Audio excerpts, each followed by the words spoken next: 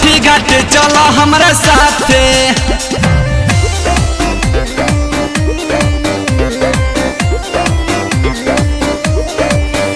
पड़ी गईल रहनी सैया जी के साथे, देवरू छठी घाट चलो हमरा साथे।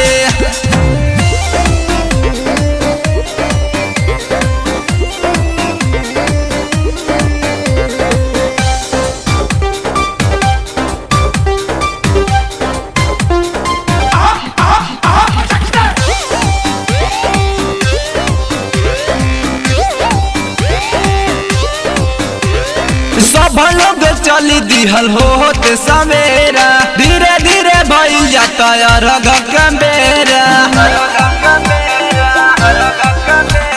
सब लोग चली दिहल होत सवेरा, धीरे धीरे भइल जाता अर्घ के बेरा।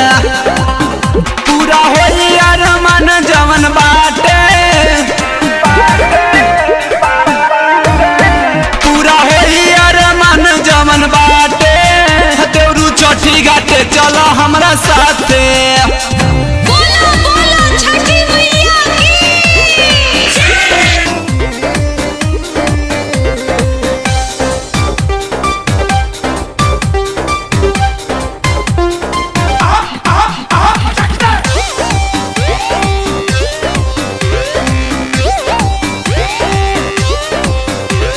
सुगरिम दुलरुआ बीरू बात हमर मानी, छठी माई से मांगे भी एगो सुंदर देवारानी। सुगरिम दुलरुआ बीरू बात हमर मानी, छठी माई से मांगे भी एगो सुंदर देवारानी।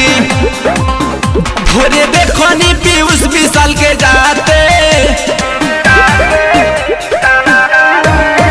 भोरे देखनी सनी रंजित के जाते। देवरू छठी घाट चलो हमरा साथे।